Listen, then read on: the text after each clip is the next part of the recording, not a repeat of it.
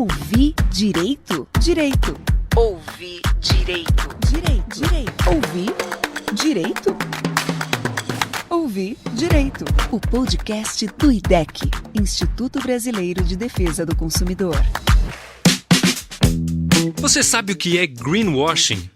Bom, cada vez mais as pessoas estão preocupadas com o meio ambiente e por isso tendem a dar preferência para o consumo de marcas que se apresentam como ambientalmente responsáveis e produtos que possuem informações em suas embalagens como ecológico, sustentável, amigo do meio ambiente. Mas será que todos esses produtos cumprem o que prometem? Quando as marcas criam uma falsa aparência de sustentabilidade sem aplicá-la na prática, isso é caracterizado como greenwashing. Quer um termo em português para isso? Pode ser mentira verde, pode ser maquiagem verde, lavagem verde. Tem até os 7 pecados do greenwashing que a gente vai falar daqui a pouquinho, mas em português ou em inglês, vamos falar sobre esse tema que é muito atual e muito importante. Para isso, a gente tem 2 participações ilustres hoje aqui no nosso podcast. Letícia Bonani, gestora ambiental e analista de pesquisa em energia e sustentabilidade no IDEC. Olá, Letícia, tudo bem? Olá, tudo jóia. E a Letícia Mel, que é advogada, mestre em Direito, especialista em direitos difusos e coletivos e autora do livro Greenwashing e o Direito do Consumidor, Como Prevenir ou Reprimir o Marketing Ambiental Ilícito. Olá, Mel, tudo bom? Tudo certo. Vou te chamar de Mel para não confundir com a Letícia Bonani, tá bom? Claro, combinado. Se você ainda não conhece muito bem o IDEC, IDEC significa Instituto Brasileiro de Defesa do Consumidor. É uma organização sem fins lucrativos, pioneira na defesa dos direitos de consumo no Brasil. O IDEC é independente de governos, empresas e partidos políticos e atua na preservação e garantia de direitos, buscando alternativas para a prevenção e resolução de conflitos de consumo. Além da pressão política e do trabalho jurídico, pautando políticas públicas, o Instituto oferece documentos para a resolução de problemas que já ajudaram muitos consumidores a terem seus direitos reconhecidos. Para saber mais, acesse idec.org.br, fique ligado aqui no nosso podcast e já aproveito para convidar você que ainda não é associado para fazer parte do IDEC, para fortalecer a luta pelos direitos dos consumidores. O Ouvir Direito está começando. O IDEC realizou uma pesquisa inédita esse ano. Analisou 509 embalagens de produtos de higiene, limpeza e utilidades domésticas dos 5 maiores supermercados brasileiros, para ver quantos desses produtos praticavam o greenwashing. Sabe quantos continham selos ou frases nas embalagens se dizendo sustentáveis, mas na verdade não eram? Na verdade, 52% não são greenwashing, ou seja, suas vantagens ambientais estão declaradas corretamente. Mas 48% são greenwashing, ou seja, são marcas que se dizem, entre aspas, verdes, mas não são.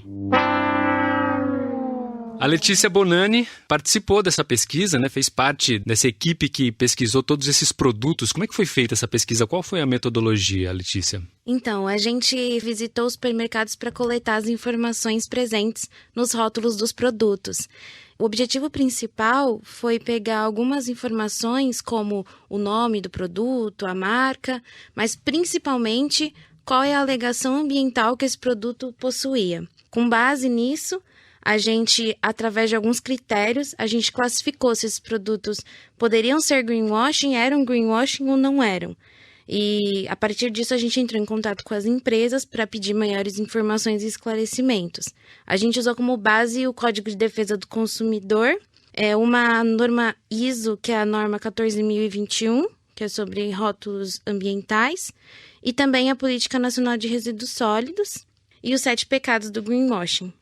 E aí, era difícil ter esse retorno das empresas? Como é que eles atenderam vocês? Eles sabiam do que vocês estavam falando? Como é que era? A gente fez, antes da gente entrar em contato diretamente com as empresas, a gente fez um projeto piloto, na verdade, para tentar entrar em contato com elas, que a gente entrou através do saque, se passando como consumidor normal, para ver se elas apresentavam as informações para a gente.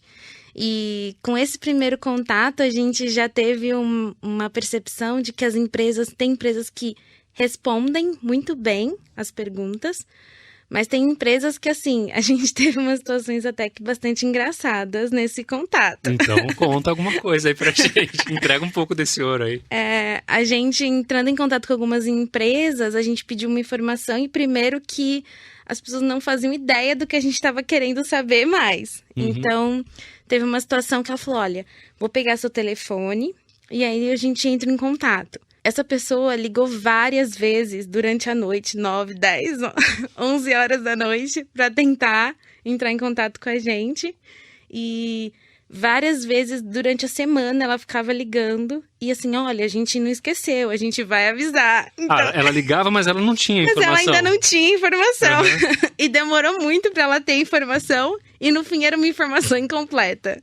Então, além de perturbar, de ligar várias vezes, também não teve a informação no fim. Quer dizer, muitas empresas, inclusive o serviço de atendimento ao consumidor dessas empresas não está preparado para responder essas perguntas. Exatamente. Então, a primeira coisa que a gente notou foi isso. Então, esse primeiro contato que a gente fez foi justamente para avaliar, primeiro, se a empresa, ela de fato, ela tem uma boa intenção, ou seja, de fato, ela quer vender produtos sustentáveis, enfim, ecológicos, e também para a gente mapear se a gente consegue ter um bom serviço com o consumidor, né?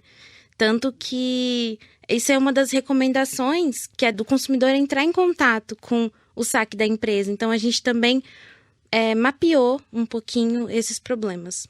Mas dá um exemplo, então, do que vocês acharam lá. Foram 48% dos produtos que se anunciavam verdes não eram. Exato. Dá algum exemplo, assim, de algum produto que vocês encontraram que parecia, dava a entender que era amigão do meio ambiente, mas, na verdade, nem tanto. Nem tanto. Uma das coisas que a gente, só para, né, enfim, ajudar o pessoal também a entender por que a gente caracterizou ou não como greenwashing, tem algumas alegações que, por si só, elas são consideradas greenwashing naquele parâmetro que eu comentei, que era a ISO 14021. Porque algumas informações como essa, amigo do meio ambiente, ecológico, sustentável, por si só, é muito difícil o consumidor, só por esses termos, ter clareza do que é. O que isso quer dizer, né? O que é um produto amigo do meio ambiente? Ele abraça as árvores, assim. Então, é nesse quesito. Não existe uma definição clara do que é esse amigo do meio ambiente, o que é ecológico. Esse é um selo que não é um selo oficial. Não é um selo. Não é um selo. A declaração de amigo do meio ambiente não é um selo. Por isso, essa alegação por si só ela é considerada vaga e por causa da vagueza a gente considera que é greenwashing.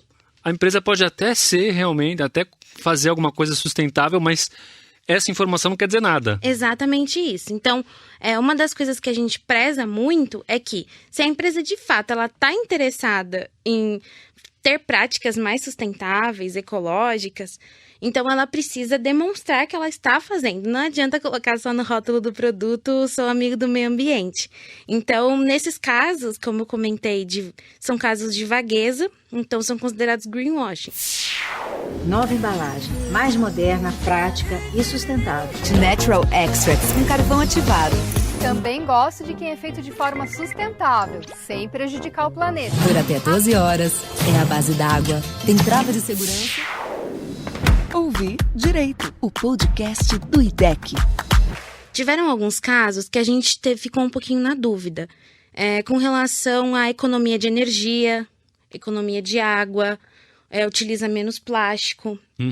Nesses casos, a afirmação por si só, a gente não sabe se é ou se não é. Ela é só uma declaração. Por isso que o contato com a empresa foi tão importante. Porque aí, conforme a gente perguntava, e aí, esse tanto por cento menos plástico, como que vocês chegaram nisso? Como que essa informação ela foi, né, construída? E daí, com a resposta da empresa, aí a gente falaria se era ou não. Então, tiveram alguns casos em que o produto estava alegando economizar energia, mas a empresa não tinha como provar, né? A gente considerou greenwashing nesse caso. Que tipo de produto? Era um produto vedador de porta, mas tiveram empresas que provaram que houve redução de plástico nas embalagens, de fato elas economizam água. Então, assim, se tinha informação, aí já não deixava de ser greenwashing. Isso vai muito no encontro de uma coisa que a ISO 14021 ela fala, que é com relação à afirmação que a empresa ela coloca no rótulo do produto, ela precisa ter responsabilidade sobre o que ela está falando. Então, ela tem que ter, primeiro, documentos que comprovem isso e precisa ser verdade, né? Precisa ser, sobretudo, verdade. Legal. Vai pensando um caso mais cabuloso, assim, que vocês pegaram, ou engraçado, né? Alguma alegação que tá lá na embalagem do produto que é meio absurda, assim. Vai pensando para você contar pra gente. Tá. Enquanto isso, a Letícia Mel pode contar pra gente um pouco do papel dessas empresas, né? 48% das empresas dos produtos pesquisados, na verdade, que apresentavam alguma coisa que se diziam ecologicamente corretos ou sustentáveis e não tinha nada disso. Qual que é a obrigação da empresa quando ela quer ser amiga do meio ambiente, digamos assim? Sim, sim. O que acontece é que como a consciência ambiental das pessoas aumentou, foi bastante despertada e de um tempo para cá aumenta cada vez mais, as empresas realmente descobriram que esses produtos verdes dão lucro, né? Tem uma atratividade muito forte para os consumidores. E faz bem para a marca também, né? Exato. A marca acaba adquirindo uma cara de, né, um valor de responsável, assim, Exato, né? É responsabilidade socioambiental mesmo, que enfim, aumenta todos os índices aí, não só com o consumidor, mas com o investidor, etc. Exatamente. Né? Mas assim, as empresas, o que por um lado é louvável, se for verdadeiro, o que a gente mais quer é que tenham muitos produtos verdes aí no mercado. Mas as empresas não podem esquecer que elas têm um dever ético e legal de transparência com os consumidores, e de transparência e de educar também os consumidores, né? Uma educação para um consumo responsável. Então, elas não podem usar termos genéricos de sustentabilidade, de uma imagem amiga do meio ambiente, de responsabilidade socioambiental. Mas existem termos mais precisos, assim, que elas podem usar? Então, na realidade, existe um conjunto de informações que as empresas podem passar para realmente comprovar que essa informação que eles estão passando é verdadeira. Então, assim, não basta, como a Letícia colocou, se ela colocar lá amigo do meio ambiente no rótulo ou sustentável no rótulo, por quê? Quais são os fundamentos que você, empresa, tem para chegar a essa conclusão de que esse produto é sustentável?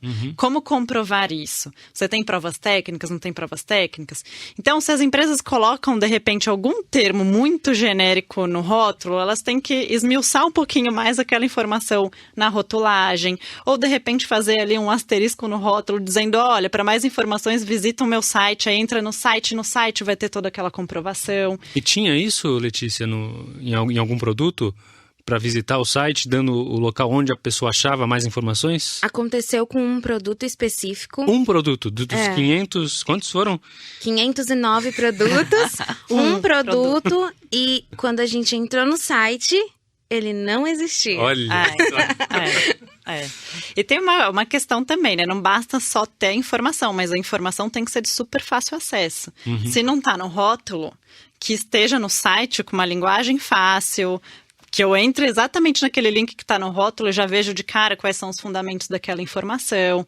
Então, assim, para que seja legal, né, para que esteja de acordo aí com o Código de Defesa do Consumidor, a informação tem que ser muito clara, muito objetiva e de fácil acesso, qualidade e fácil acesso. Legal, vamos ouvir um depoimento aqui da Vivian Safra, que é artista de beleza, e ela mandou aqui um depoimento pra gente e eu quero que vocês comentem depois.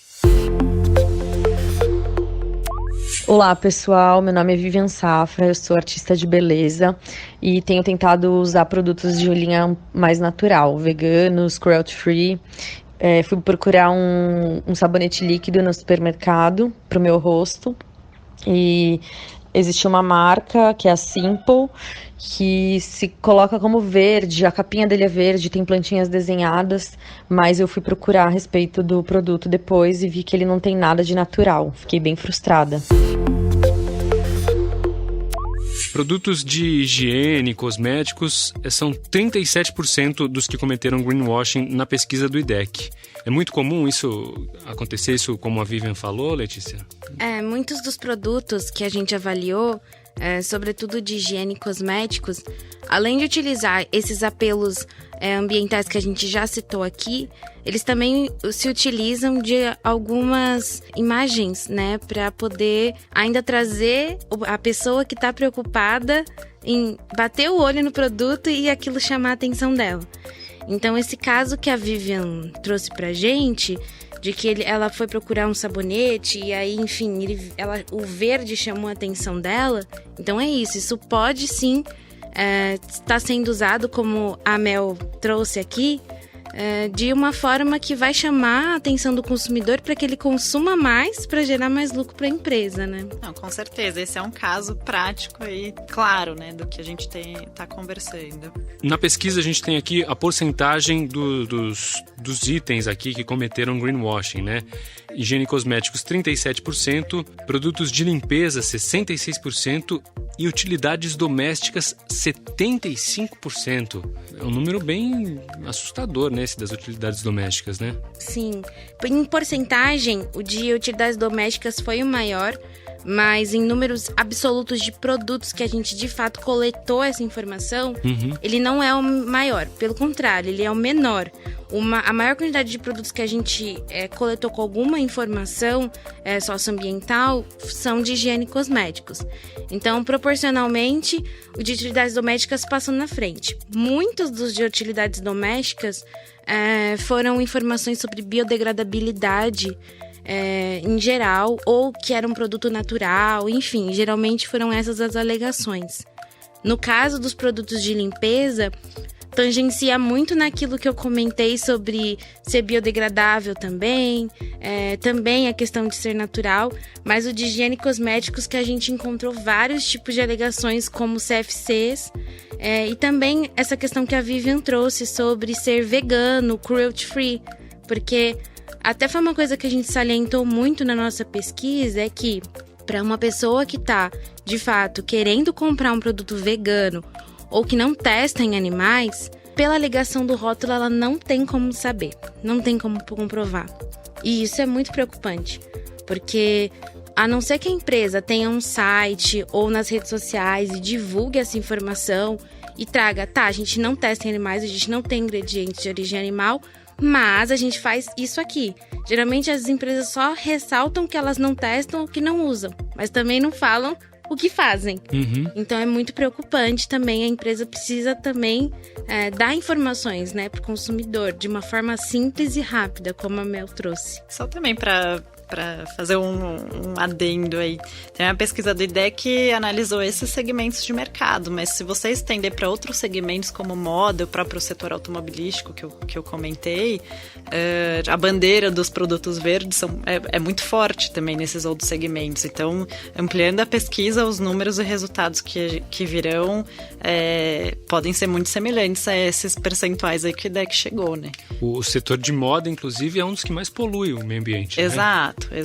E tem muitas empresas que se valem dessa informação de que toda a cadeia de produção deles é sustentável e, enfim, eu não sei dizer alguma pesquisa que já se aprofundou nesse setor, mas de repente é uma ideia também fazer essa fiscalização. Sim. Dizem os acadêmicos, pesquisas futuras, né? Exato. Bom, e agora a gente tem uma participação da Júlia Rosa, pesquisadora do IDEC na área de consumo sustentável, que foi responsável pela coleta de dados dessa pesquisa no Rio de Janeiro.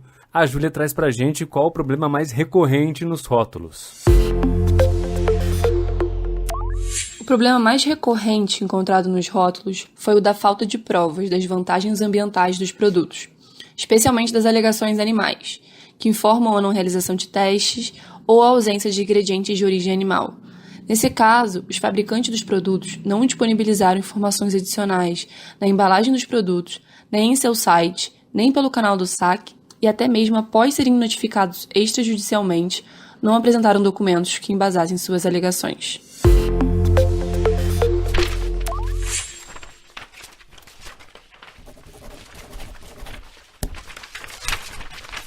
Mel, você fez um livro sobre greenwashing, né? Sim. O que você defende no seu livro?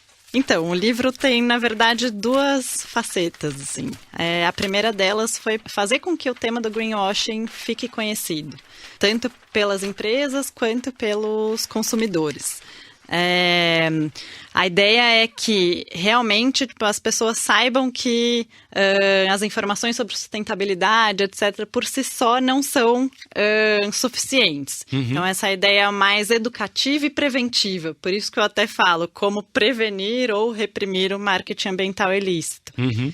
E aí a segunda parte justamente é essa repressão. Então, se as empresas cometerem, quais são as consequências legais que elas podem sofrer? Então vamos na primeira parte. O que a pessoa tem que fazer? Chegou no supermercado, viu lá os produtos que ela acha que são legais, são verdinhos e tal. Como é que você vai saber se aquilo realmente, se merece um voto de confiança? Bom, eu acho que o primeiro ponto que eu acho que a gente tem que inserir um pouco na nossa cultura é ler os rótulos, né?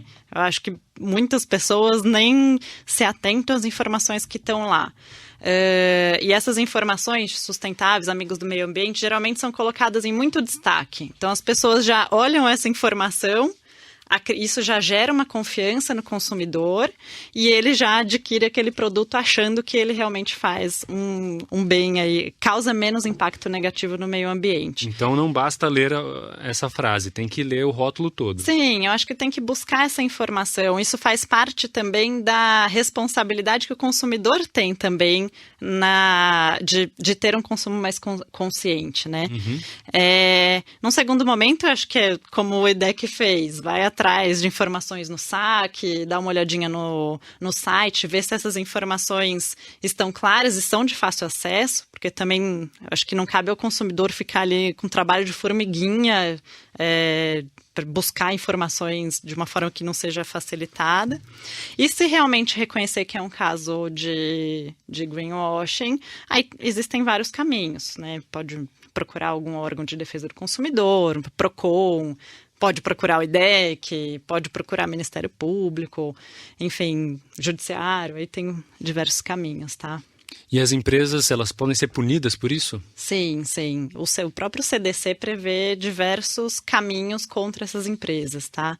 Vou falar bem resumidamente aqui, até por conta do nosso tempo, mas existem repercussões cíveis, então os produtos podem ser retirados do mercado, os consumidores podem pedir substituição do produto, pode pedir o dinheiro de volta, ou pode pedir até um abatimento daquele preço que pagou pelo produto, porque a qualidade dele não é aquela que foi apresentada para o mercado. Pode existir indenizações coletivas pela enganosidade daquela publicidade, daquela informação equivocada ou não completa que é passada no mercado.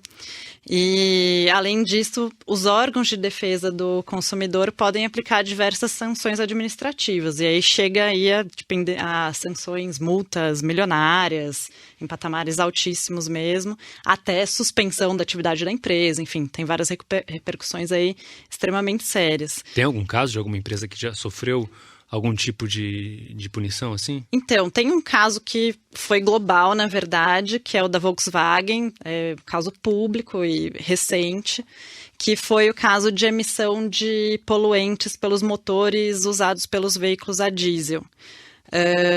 Em 2015, lá nos Estados Unidos, os órgãos lá dos Estados Unidos descobriram que a Volkswagen estava colocando como se fosse um software nos motores dos veículos para dizer que os motores emitiam índices menores de poluentes no ar para passar nos testes necessários em todo o mundo.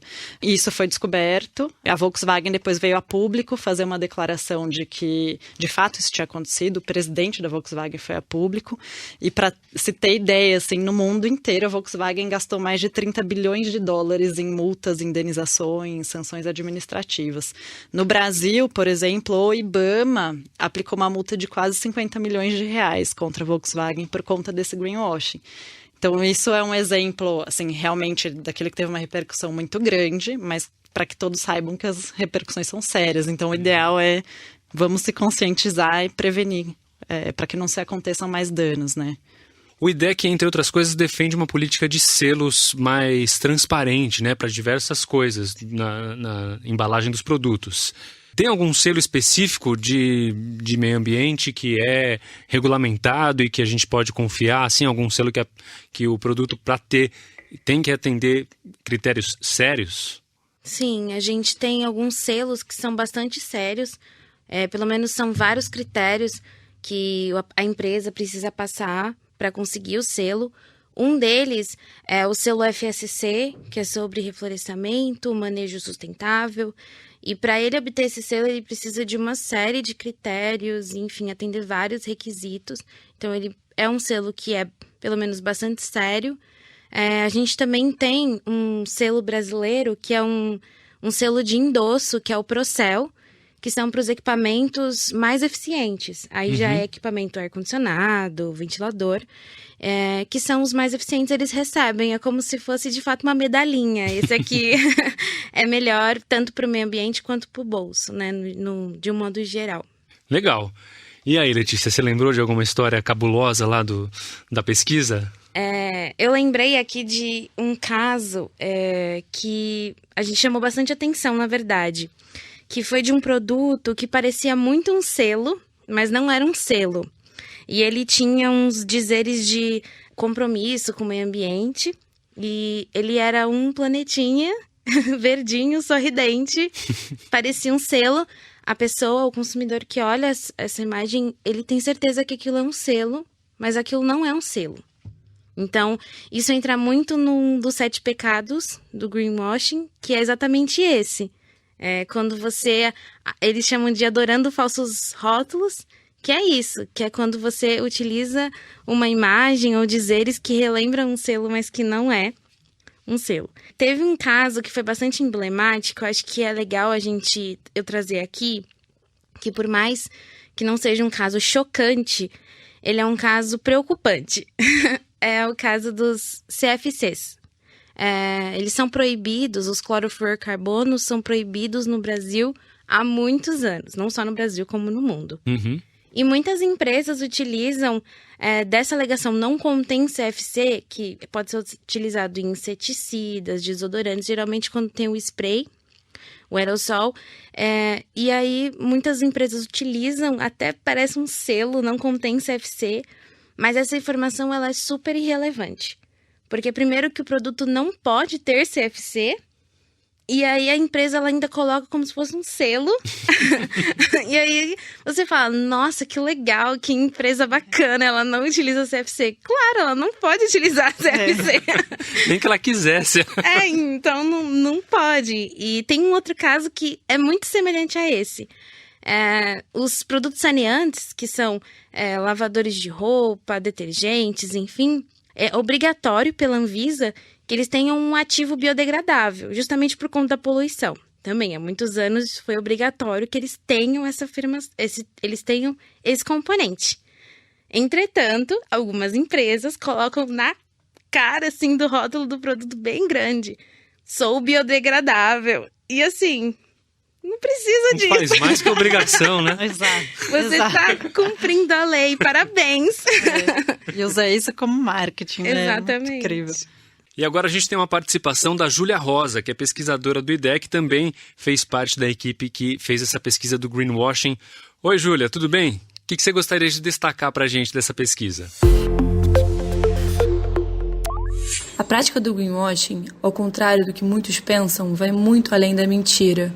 Para explicar as diferentes facetas do greenwashing de forma bem ilustrativa, utilizamos a metáfora dos pecados do greenwashing, criado pela agência Terra Choice e hoje conhecido internacionalmente por pessoas que trabalham no tema. Para entender melhor os 7 pecados do greenwashing, deixo vocês com a Letícia Bonani e Letícia Mel.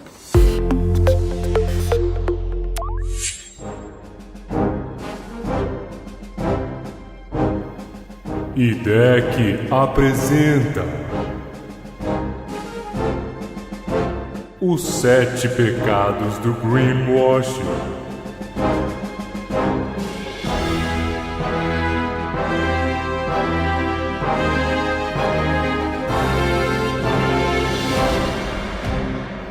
Troca oculta. Então é quando um produto ele comercializa que ele é bom num aspecto, mas ele tem um outro problema que ele está ocultando. Então é justamente isso. Você mostra uma vantagem sobre uma coisa, mas na verdade está ocultando um problema. O que é isso na prática? Tem alguns copos que dizem que utilizam menos plástico. Ou utilizam menos água também. Se você utilizar o copo, você vai utilizar menos água, porque eles consideram que na cadeia toda de produção você vai acabar usando menos água. Joia, eles conseguiram provar, mas e a questão dos resíduos plásticos? É ainda um resíduo. Então, assim, ok, pode até ser verdade, eles comprovaram lá por uma avaliação de ciclo de vida, mas e a questão dos descartes, que ainda é muito séria. Sem provas. Sem provas, eu acho que é a grande parte que a gente comentou aqui. É justamente para o uso desses termos sustentáveis, etc., sem conseguir demonstrar por meios técnicos e verídicos que aqueles termos têm fundamento, né? Eu acho que também inclui os ingredientes de origem animal também nesse sem provas, né? Sim, com certeza. Vagueza e imprecisão. Vagueza ou imprecisão é usar termos muito dúbios que não têm definição. Então, como a Letícia comentou há pouco, esse termo, até o termo sustentabilidade, que é muito usado, é um termo que tem imensas variações. Então, existem até várias certificadoras que tentam dizer, na verdade, elegem alguns parâmetros para dizer o que é sustentável. Mas aí o consumidor tem que ir atrás da certificadora para ver qual que é o parâmetro que ele usa. É uma dificuldade grande, né, de ter essa informação. Adorando falsos rótulos. Então esse é justamente, parece um selo, mas não é um selo. Mas era um coelhinho tão bonitinho. Não, mas ele não era um selo de que não é testado em animais. Irrelevância. É aquela questão que eu comentei sobre os CFCs e o biodegradável, né? Pode ser verdade, mas assim, ou você está cumprindo só a lei, ou simplesmente assim, aquela informação não traz nada para o consumidor de a mais. Menor dos males. O menor dos dois males é praticamente comparar produtos com concorrentes e dizer, por exemplo, o meu é melhor porque o meu é orgânico. Mas não tem uma comprovação de que é orgânico e omite outras consequências negativas para o meio ambiente. Então, um exemplo clássico que dão para esse pecado é vender um cigarro dizendo que é orgânico. Né? Então, é orgânico porque vem de plantações XYZ que não usam agrotóxicos e etc e tal, mas oculta justamente quais são as consequências do descarte depois do cigarro para mares, etc., sem contar malefícios, etc. Faz mal, mas tem outro que faz mais mal. Exato. Então... Lorota. Lorota é a mentira. Deslavada para o consumidor. Então, é uma informação, primeiro, não é fundamentada, não tem como você comprovar aquilo. E é assim, a empresa só colocou aquilo ali, de fato, é para ter vantagem ambiental e vantagem sobre os outros produtos. Sim, Existem empresas, como a gente falou, que acabam não sabendo dessa necessidade de comprovação, etc. E aí, por não saberem, acabam cometendo algum dos 7 pecados.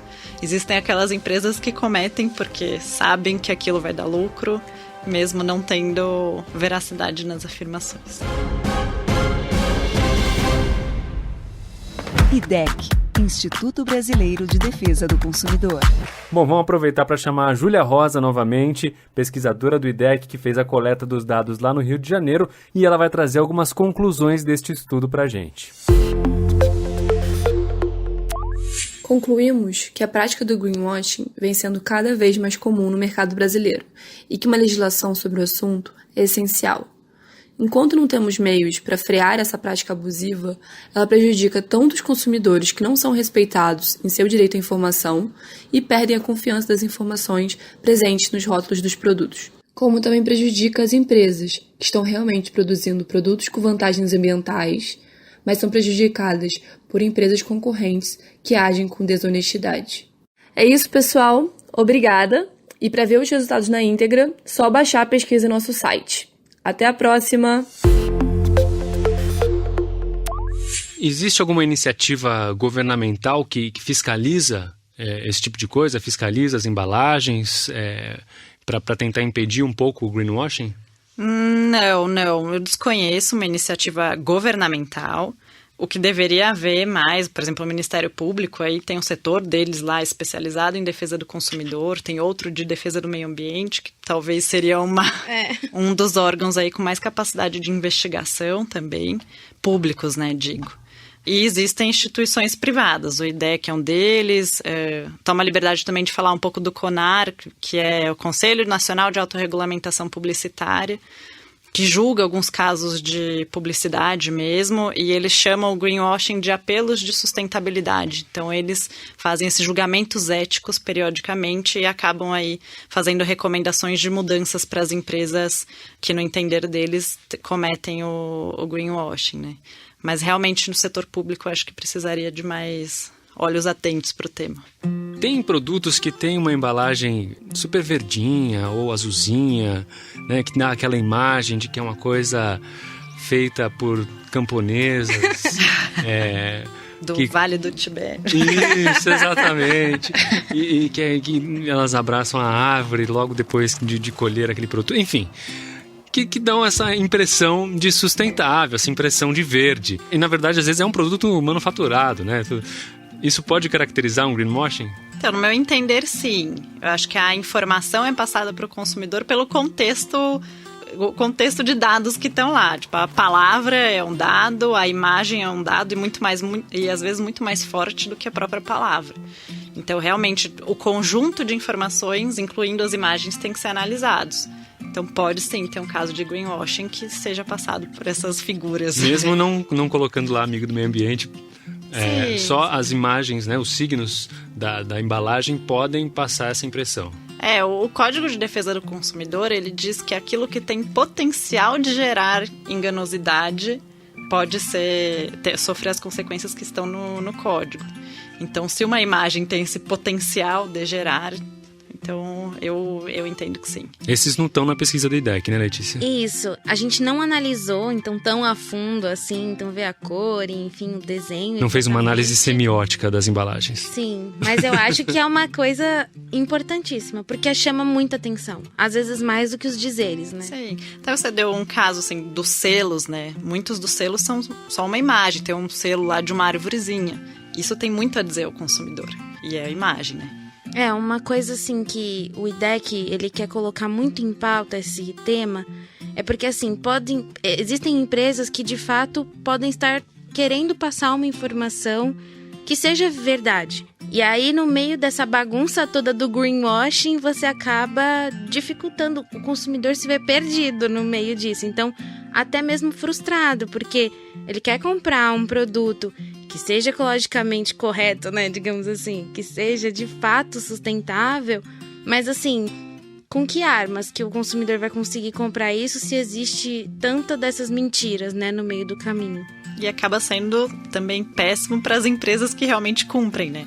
Porque com isso o consumidor perde a confiança nesse tipo de informação e as empresas que realmente estão se esforçando para um caminho mais sustentável, mais responsável, acabam também sofrendo porque o consumidor não vai ter mais credibilidade nessa informação, né? É o mesmo caso dos políticos, né? Político é tudo ladrão, porque alguns acabam todos levando essa imagem, né? Exato.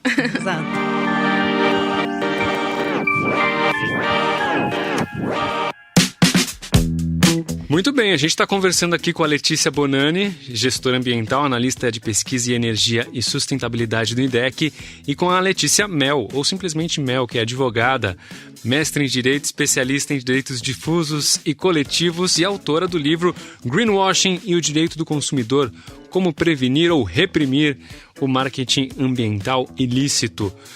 Já tem esse livro disponível no mercado, Mel? Sim, os livros já estão nas livrarias e nós vamos fazer também, junto com a editora, um lançamento oficial, agora no dia 28 de novembro, na Livraria Martins Fontes, na Avenida Paulista. Então, quem puder comparecer também, ficarei muito feliz. E lá no site do IDEC ou na descrição do episódio, a gente tem todas as informações sobre o greenwashing, sobre esse especial que o IDEC fez, né? Exatamente. Então, lá no site do IDEC, idec.org.br/greenwashing, ou no texto que vai estar aqui na descrição do podcast, as pessoas conseguem encontrar todas as informações sobre a pesquisa, então os consumidores, as empresas. Tem lá a lista de todas as empresas analisadas. Também tem a lista de todas as empresas que a gente encontrou alguma alegação e que é considerado greenwashing. Então é tudo lá, então quem tiver curioso... Legal. E essas empresas, elas foram avisadas? A gente notificou as empresas, algumas delas responderam, algumas vão mudar de prática, e é até interessante dizer. Ó, que legal. Que algumas vão mudar o rótulo, então isso é um resultado bastante legal da nossa pesquisa. E algumas empresas também não responderam, mas a gente avisou todas as empresas sobre os resultados. Essas informações são públicas no site do IDEC, mas é importante que as pessoas também tornem-se associadas ao Instituto Brasileiro de Defesa do Consumidor, né, Letícia? É isso mesmo, Regis. Quando as pessoas se associam ao IDEC, essas pesquisas elas são viabilizadas. Ou seja, a gente consegue fazer mais pesquisas, a gente consegue ajudar mais ainda o consumidor e a gente consegue dar mais legitimidade ao nosso trabalho. E diariamente o IDEC está presente nos congressos, nas assembleias, junto ao poder público, pressionando pelos direitos dos consumidores, né, Letícia? É isso mesmo. Mas também, em casos individuais, a gente tem vários modelos de carta que as pessoas podem simplesmente completarem e podem resolver problemas da particularidade de cada um. Então a gente também pensa tanto no macro, pensando nessas políticas públicas feitas ao Congresso, enfim, mas também para o consumidor individual, para pequenos problemas. Hoje aqui no Ouvi Direito a gente conversou com a Letícia Bonani e com a Letícia Mel, falando sobre greenwashing ou sobre mentira verde, sobre esse assunto tão interessante e tão importante hoje do marketing que é mal feito ou que é feito de maneira enganosa para falar que um produto tem benefícios ecológicos, digamos. O IDEC é o Instituto Brasileiro de Defesa do Consumidor, uma organização sem fins lucrativos que não aceita dinheiro de empresas nem de partidos políticos e mantém sua credibilidade, independência e cidadania. E você também pode ser um associado do IDEC. Mais informações lá em idec.org.br. E você pode acessar e assinar esse podcast também pelos principais agregadores como Spotify, iTunes, YouTube, Google Podcast. Enfim, confira sempre o Ouvir Direito, que os seus direitos estarão representados aqui pelo pessoal do IDEC e pelos convidados também. Um abraço e até a próxima.